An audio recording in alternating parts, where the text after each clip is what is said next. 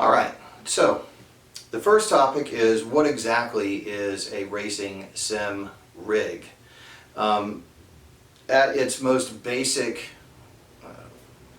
in its most basic form, basically a sim racing rig is all the various pieces of hardware that you need to participate in video game racing. That could be simple, it could be complicated, it really kind of all depends on what you're looking to do with it. Different people have different philosophies or different levels of commitment to it, or different levels of skill or budget or whatever the case may be. There's something for everybody, just to be honest with you, there's something for everybody. So it's not hard to get into some form of racing simulation. There's something out there for everybody, but in general, all racing simulation rigs will have a few components that are similar between all of them. For example, you're going to need some type of display. That might be your TV set in your living room. Maybe you've got an extra TV laying around that's not as big as the one in the living room that you can dedicate just to this. That's cool, that works. It could be a computer monitor. Either way, whatever works for you. Just something to show the pictures on of all the pretty little racing cars.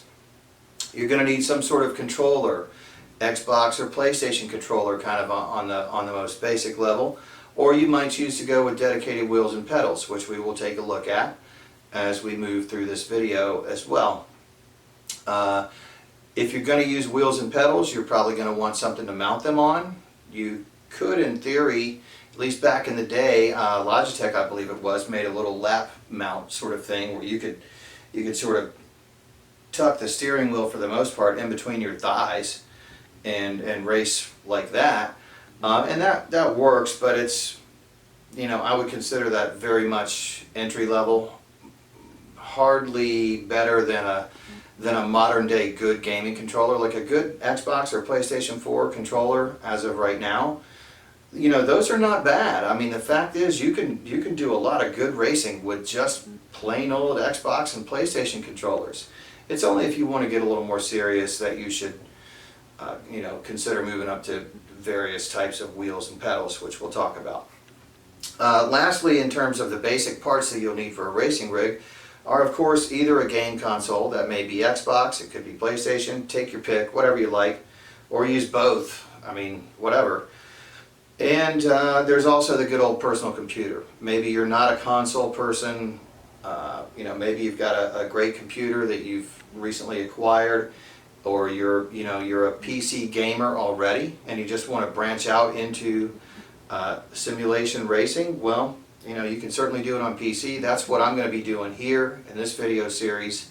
Nothing wrong with console stuff. I still play Forza on Xbox to this day and enjoy it. But especially now with the Xbox Live Game Pass and all that sort of stuff, where you can actually get the vast majority of previously Xbox only games right on your PC, I find I'm doing more and more and more of my gaming on the PC itself. It definitely does take a little hardware to do that. We'll kind of step through that. Again, remember, I'm a computer guy, so dealing with computers and putting them together and setting them up and making them run well and all that sort of stuff, I do that stuff in my sleep. If that's not you, maybe you want to stick with console. Anyway, we'll go through all that sort of stuff. So, just before we get started with all this sort of stuff, again, remember that your sim rig, as we'll call it kind of from this point forward, your sim rig can be anything from inexpensive and simple all the way up to really big, really complicated, and quite expensive. So the first thing that I would advise you to do, my advice would be to sit down and think about what you actually intend to do with your sim rig before you get started building it. So just have a think, okay? Are you just the casual gamer type who wants to, who digs cars, maybe you dig motorcycles because there are motorcycle games out there as well, and you just want to, sort of play around with it casually? That's cool. Nothing wrong with that. Plenty of people do it that way. And we'll talk about some of that stuff on the way as we make our way through this. Some people may be a little more serious. They may say, well, You know, I've got a couple spare hours a week, or you know, 5 or 6 spare hours a week. I don't know what you have, but you know, maybe you want to just be doing something a little more competitive or a little more realistic than the pure fun, pure console type of stuff. There are options for that, and we will be discussing those as we move through this as well. The last general category is, you know, are you a current, or maybe you're an aspiring race car driver in real life, or maybe you've done some in the past and you would just like to either sharpen your skills or maybe maintain your skills, as motorsports are kind of down in the ditch right now due to the way things are in the world right at the moment here in 2020. That's also available to you. There are many well-published stories of various Formula One and other drivers kind of up and down the chain of real-world motorsports who use various levels of simulator, sim rigs, same stuff we're talking about here, to stay sharp, you know, or to just keep that competitive edge, or maybe even just to kind of keep themselves in tune and in touch with their colleagues there. And that's something that actually bears a tiny bit of discussion, right? So sim racing has actually had quite the explosion here in 2020. More and more people are staying at home, more and more people are looking for things to do, and some portion of those people are gamers, and some portion of those people are also motorsports fans. So that's really kind of part of the reason that I'm putting this out, because I know, speaking for myself, I decided to get serious with putting together my sim rig earlier this year because I couldn't go to Road Atlanta and see the Petit Le Mans. I couldn't go and see the Midi. I couldn't go and see the SCCA regionals at Road Atlanta any longer because they just weren't being run. And that's a drag, right, if you're a motorsports fan like I am. And so, you know, that definitely got me thinking. And I know I spent many, many hours researching this stuff on the internet, watching a ton of videos, reading a ton of articles, getting a ton of opinions. And well, like I said, that's why I'm doing this for you guys, so that hopefully maybe save you a little bit of time. Hopefully this isn't too terribly boring. And again, in case you haven't figured it out yet, the focus here is on designing and building some sort of standalone rig. In my case, for a fairly serious simulation racing experience. I personally want, well, I have some design goals. I'll go through them with you here in just a moment.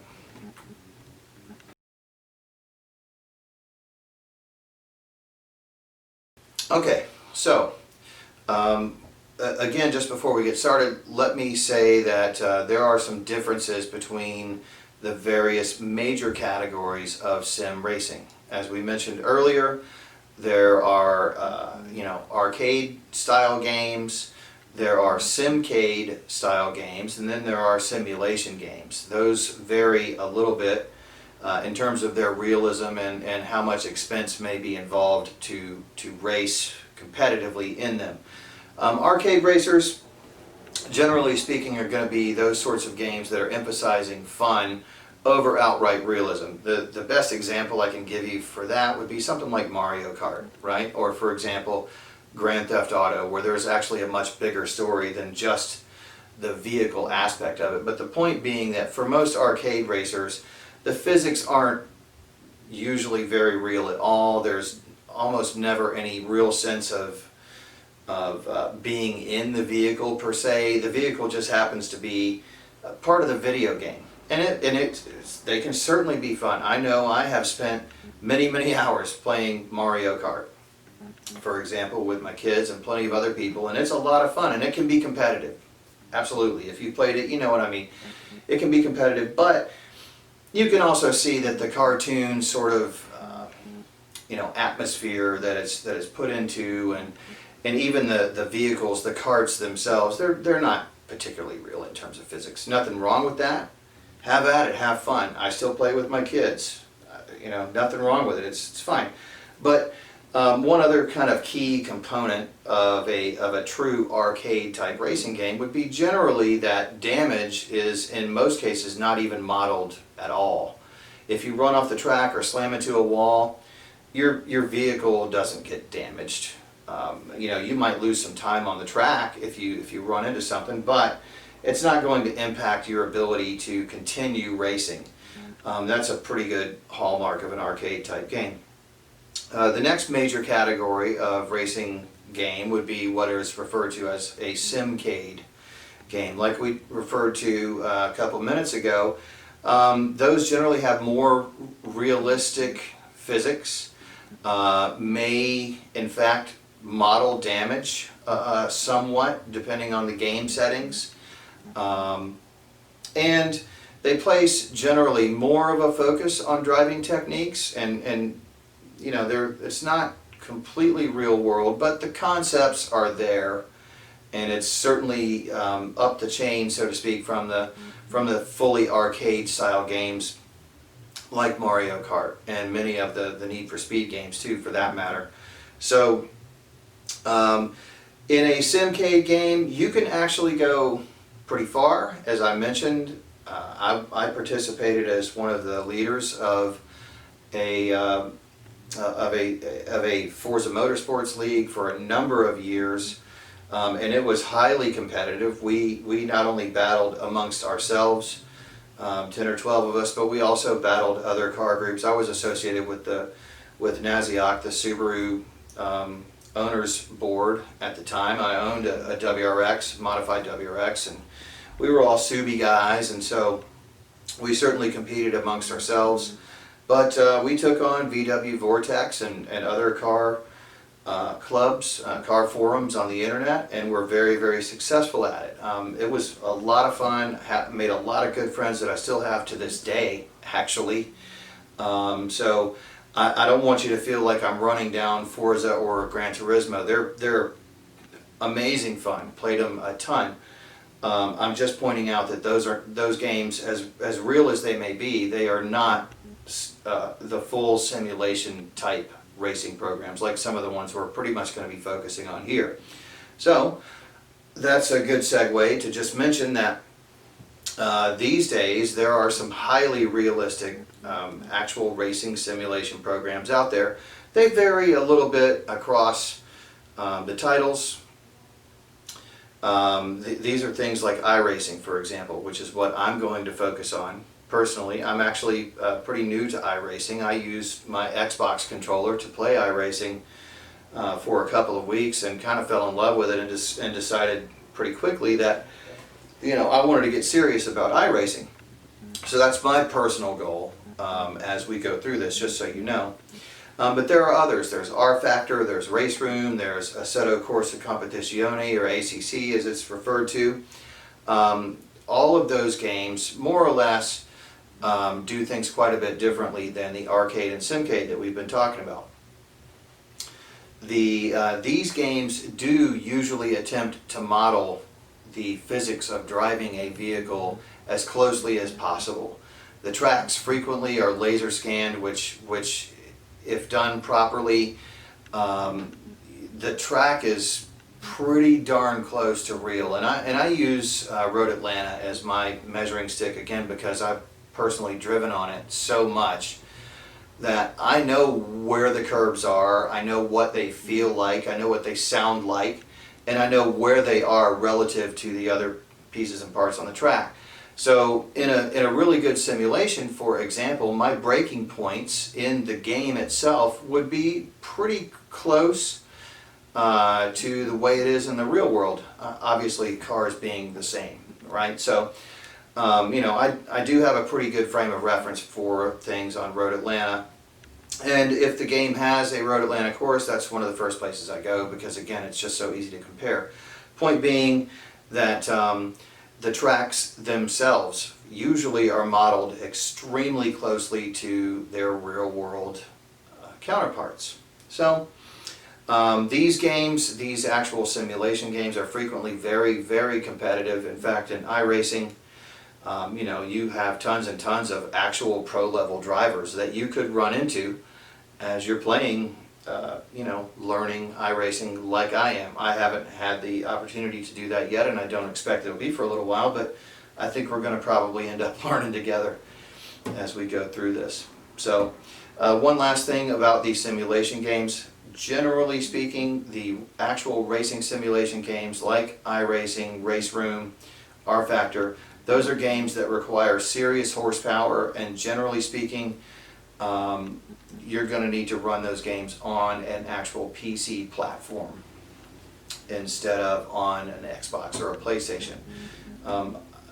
Again, it being late 2020 now, it's kind of hard to say exactly what the brand new Xbox platform and the brand new PlayStation platform, both of which are coming out soon.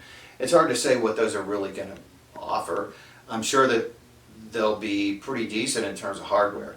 Will iRacing ever be brought to either of those platforms? I don't know. No way to know. And I'm not going to wait to find out, quite frankly. All right, so